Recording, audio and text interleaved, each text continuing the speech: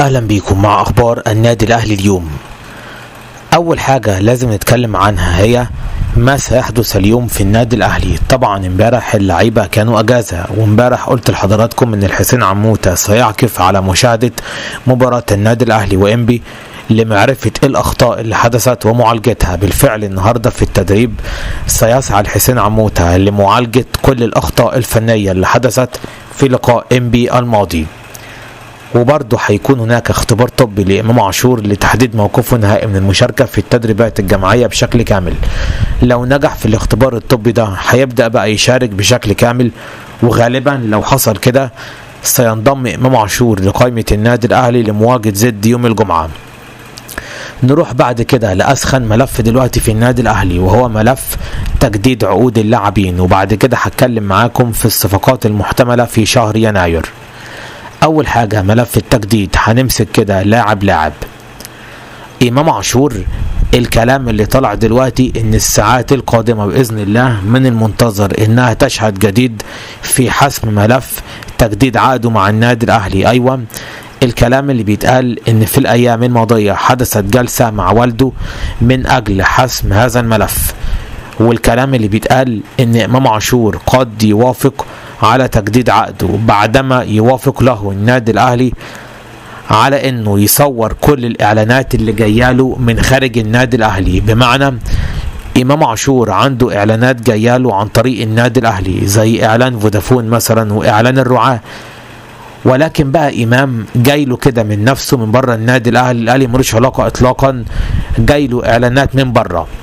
امام بقى كان بيتكلم مع النادي الاهلي ان الاعلانات دي مش الاهلي هو اللي جايبها له، دي جاياله بعد تألقه في كاس العالم، فهو ما كانش عاوز ان النادي الاهلي ياخد نسبة من الاعلانات دي، وهو ياخد 100% من القيمة المالية لتصويره الاعلاني. في البداية طبعا كان في رفض من جانب الاهلي، ولكن الان النادي الاهلي بدأ يبدي مرونة في التنازل عن جزء كبير من نسبته في الاعلانات. ولو الاهلي عمل كده مع امام عاشور هيعمل كده مع مصطفى شوبير، وهيعمل كده مع ياسر ابراهيم، وهيعمل كده مع محمد هاني.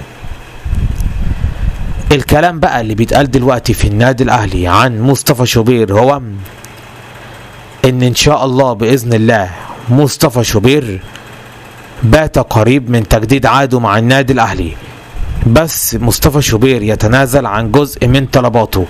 مصطفى له طلبات غريبة في تجديد عقده، زي مثلا محدش يجيب لي اعلانات، انا اللي هجيب اعلانات بنفسي، عشان كده هو عاوز ياخد برضو نسبة 100% من الاعلانات. وطبعا الاهلي ما ينفعش معاه الكلام ده، لان في رعاة ممكن يكونوا مثلا ما ينفعش يصور معاهم لانهم منافسين لرعاة النادي الاهلي، فبالتالي في لسه كلام مع مصطفى شوبير. ولكن غالبا طالما دخلنا دلوقتي في مسألة الفلوس مع شوبير يبقى كده خلاص اللاعب قرب من التجديد. نروح بعد كده بقى لمحمد هاني. محمد هاني المفروض انه خلاص كان له طلبات معينة والنادي الاهلي وافق له على اغلبها، فبالتالي نقدر نقول كده على محمد هاني انه بات قريبا للغاية من تجديد عقده. ياسر ابراهيم النهاردة خلاص رسميا نادي الشباب السعودي اعلن بالفعل عن التعاقد مع الحارس السنغالي، وده معناه ان كده خلاص نادي الشباب تعاقد مع اخر لاعب اجنبي كان ممكن يجيبوه. بكده هم قفلوا قائمة الاجانب، فعشان كده مفيش خلاص ياسر ابراهيم في الشباب السعودي، واللاعب بات على اعتاب تجديد عقده مع النادي الاهلي. نروح لمروان عطية. النادي الاهلي هيعدل له عقده، والكلام اللي بيتقال انه جاي له عرض اعلاني واحد تقريبا بقيمة 10 مليون جنيه من اجل تصويره، والنادي الاهلي هيعرضوا عليه اثناء عملية المفاوضات على تجديد وتعديل عقده. فالكلام دلوقتي اللي بيتقال في النادي الاهلي ان مروان عطية برضو سينضم لرباعي التجديد ويصبح خماسي من اجل حسم هذا الملف في الفترة القادمة. نروح بقى لملف الصفقات. هو النادي الاهلي نوى على ايه في الصفقات؟ في يناير المفروض ان مركز حراسة المرمى لن يشهد اي تدعيم. الظهير الايمن قد يتعاقد فيه النادي الاهلي مع لاعب في حال رحيل احمد عيد، وساعتها غالبا هتكون صفقة تبادلية ما بين الاهلي وزد. احمد عيد يروح زد وفي المقابل طارق علاء يجي النادي الاهلي. في الظهير الايسر خلاص بعد ضم توفيق محمد مفيش اي نية لتدعيم هذا المركز. قلب الدفاع بقى الاهلي متارجت زي ما قلت لكم من فترة واحد من عبد المنعم او حسام عبد المجيد. طب ايه دلوقتي الموقف الحالي؟ الاهلي حاطط عبد المنعم رقم 1. لو في عبد المنعم كده خلاص، مفيش عبد المنعم الاهلي هيشوف حسام عبد المجيد. طب ماذا لو مثلا مفيش لا عبد المنعم ولا عبد المجيد والثنائي مكمل في اوروبا لنهاية الموسم؟ ساعتها بقى يبدأ النادي الاهلي يدرس خيار ضم مدافع اجنبي بشرط رحيل اشرف داري عن الفريق. يعني لازم اشرف داري يمشي في يناير عشان الاهلي يجيب مكانه مدافع اجنبي، او يدرس النادي الاهلي خيارات المدافعين المحليين اللي بيلعبوا دلوقتي في الدوري المصري. لو في مدافع لفت الانظار قد يتعاقد معه النادي الاهلي، او مش قد، سيتعاقد معه النادي الاهلي. بس ده لو لقينا بس مدافع كويس في الدوري المصري. تخيلوا الاهلي مش لاقي مدافع كويس في الدوري. نروح بقى المركز وسط الملعب.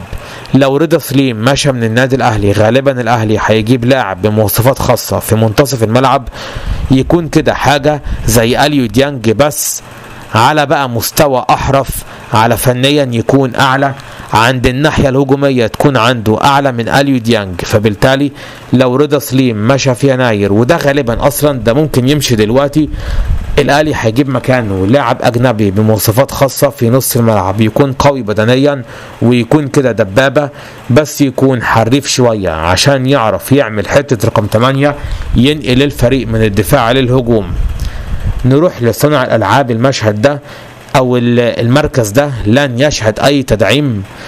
الجناح الشمال والجناح اليمين والله بقى على حسب ساعتها حالة اللاعبين المتواجدين في الاهلي، وعلى حسب برضو حالة اللاعبين اللي موجودين في الدوري المصري المتألقين. يعني غالبا لن يتعاقد الاهلي مع جناح اجنبي في يناير.